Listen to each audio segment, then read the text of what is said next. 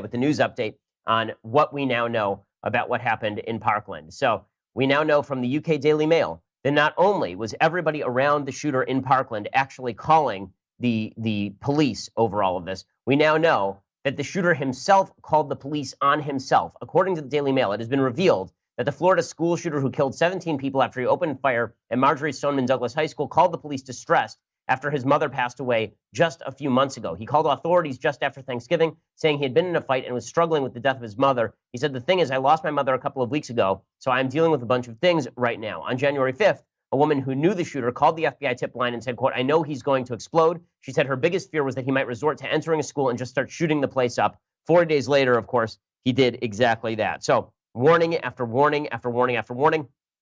Scott Israel is the sheriff of Broward County who's made a complete fool of himself. He came out earlier late last week, and he suggested that there weren't quite as many calls to the house as he had once been accused of. Apparently, there were people saying there were 39 different calls to the house by the police because of all the warnings about the shooter. He said, no, it was only 23.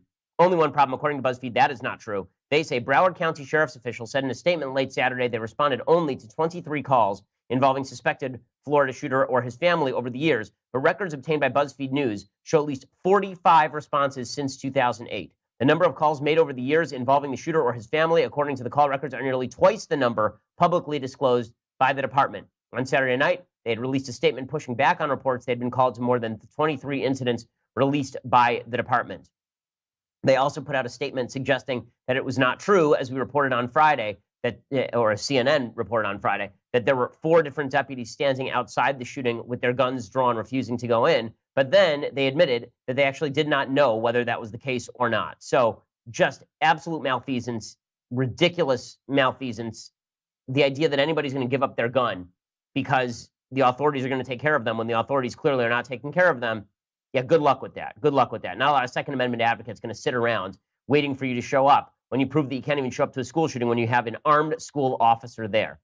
So just to show how ridiculous this is, Scott Israel finally appears with Jake Tapper on Sunday morning. Now, I was very critical of Jake and his role in what I thought was just an absolute debacle last week on CNN. They had a 2-hour CNN town hall with Dana Lash from the NRA and Senator Marco Rubio and Senator Bill Nelson, the Democrat, who was a hero to the crowd for suggesting that they ought to ban all semi-automatic weapons. And I thought Jake did not do a good job of handling that situation. I thought the thing was a setup from the beginning. I thought it was an emotional manipulation move. I thought it had nothing to do with disseminating important information to the public. It was just a way for people to vent their spleen and ire at Dana and at Rubio, 2 people who had nothing to do with the shooting, while completely ignoring Scott Israel. Scott Israel, the Broward County Sheriff, was there too. And as you recall, he ripped into Dana Lash. He ripped into Rubio. He suggested that these were the people at fault, not him. He had done a wonderful job. Well, then it came out literally within 48 hours that there was a deputy on the grounds who did nothing, that the police department had gotten warning after warning after warning after warning nearly 40 times or more than 40 times, according to BuzzFeed, and did nothing. And he went on stage with Dana Lash, and he ripped her up and down, knowing that the culpability was, for the most part, his. So on Sunday, he comes back, and he does his sit-down with Jake Tapper. And Jake, this time, does a really good job. Jake grills him, and Jake makes him look pretty bad. This exchange is just astonishing. Scott Israel, the sheriff of Broward County, explaining that actually, in reality, his leadership was just amazing. His leadership was actually incredible. Jake, I could only take responsibility for what I knew about. I exercised my due diligence. I've given amazing leadership to this agency. Amazing leadership? I've worked. Yes, Jake. There's a lot of things we've done throughout this.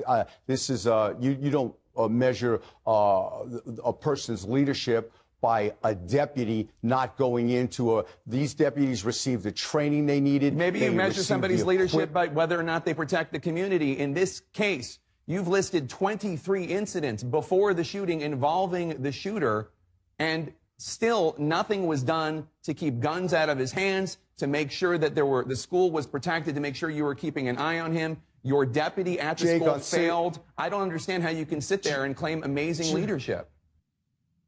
Okay, but Scott Israel did anyway. Good for Tapper for calling him on it. Too bad that they didn't have this information before that town hall when Israel was allowed to rant and rave around the stage like a maniac, blaming everybody but himself. Tapper went further than this. He said, "Are you really not taking any responsibility here?" He grilled Israel for suggesting that everything was hunky-dory. Here is Tapper going off on Scott Israel again. Deputies make mistakes. Police officers make mistakes. We all make mistakes. But it's not the responsibility of the general or the president if you have a deserter. You look into this. We're looking into this aggressively, and we'll take care of it, and justice will be served. Are you really not taking any responsibility for the multiple red flags that were brought to the attention of the Broward Sheriff's Office about this shooter before the incident, whether it was people near him, close to him, calling the police on him?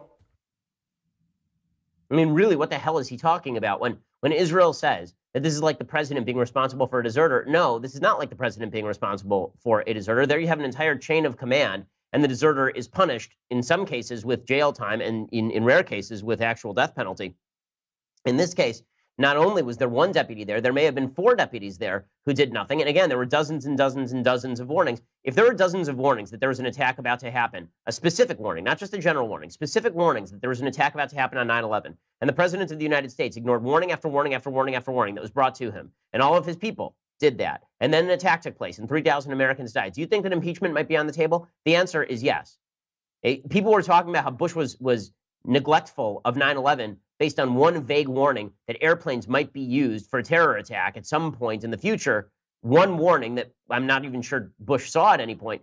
He was ripped up and down for that. Israel's department was told dozens and dozens of times, 45 separate times, that the shooter himself called the police department and basically said, "Stop me." And the police department didn't do anything. And there's Israel claiming that there was nothing there. What's even worse is that Israel goes ahead and he says that he's heard reports before the town hall took place that his deputy did not charge into the fray. Okay, here's Israel admitting that he went on national television and by omission lied to the American public repeatedly during that special and tried to misdirect attention away from himself. This guy is just a despicable human being. Here he is. Did you know it then? Did you know it Wednesday night? It was spoken about during that earlier during that day. I'm not on a timeline for TV or any news show. We need to get it right. We need to get it accurate. We're talking about people's lives. We're talking about a community.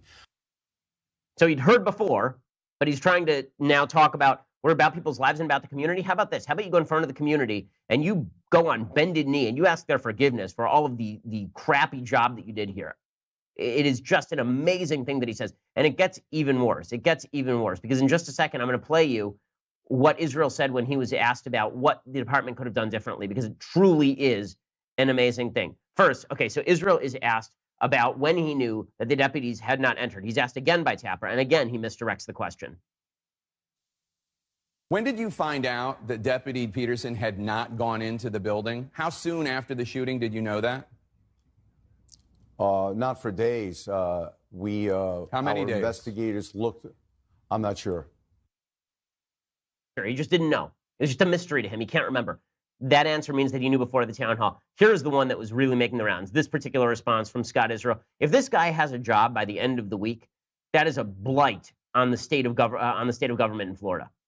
He can be fired by Rick Scott. Rick Scott, the Florida governor, who's a Republican, who's come in for a lot of criticism from Israel, has said that he wants a full investigation before he fires Israel. That's probably not the worst move in the world, considering that he doesn't want the partisan blowback. He wants to be able to show, case in point, exactly how Israel screwed this thing up so that Israel can't claim it's a partisan hit. But if Israel had any sort of moral fortitude at all, he would step down. Obviously, he does not. And this quote shows that he does not. Look at this. This is just astonishing. So Israel is asked what he could have done differently, and his answer is it's mind-boggling. It's mind-boggling. Do you think that if the Broward Sheriff's Office had done things differently, this shooting might not have happened? Listen, if ifs and buts were candy and nuts, O.J. Simpson would still be in the record books. I don't know what that means. There's 17 dead people, and there's a whole long list of things your department could have done differently. How could listen, that's what after-action reports are. That's for lessons learned reports are for. If ifs and nuts were candies and butts? Well, what is he even talking about? What kind of what? And Tapper says there are 17 people dead. I don't even know what you're talking about here. What are you even saying? And the answer is he doesn't know what he's saying because this is complete nonsense. He's just saying random crap because this is what he's doing to avoid responsibility. So finally, he's asked if he's going to resign. And of course, he answers no, he's not going to resign. The people responsible are the ones who took the calls and didn't follow up on them, as it was with the FBI, as it was with any person. Leaders are responsible for the agency, but leaders are not responsible for a person. I gave him a gun. I gave him a badge. I gave him the training. If he didn't have the heart to go in, that's not my responsibility. So I gave him the gun, I gave him the training, I gave him the badge, but it's not my fault if he didn't go in. How about it's your fault if you were told nearly 50 times what the shooter was doing? Again, all of this is an attempt to misdirect. Now, what's truly astonishing is you would expect the survivors, you would expect some of the victims to speak out against Scott Israel, and some of them are. There are some of the shooting victims who are actually coming out and saying that this sheriff is a coward and he did something wrong. These are not the ones, however, that you're seeing on CNN. You're seeing them on Fox News, you're not seeing them on MSNBC, you're not seeing them in the mainstream media nearly as much as you're seeing, for example, David Hogg or Gonzalez, the 17-year-old girl who's been on TV a lot. You're seeing those people. You're seeing the people who are pro-gun control on CNN and MSNBC a lot. But some of the others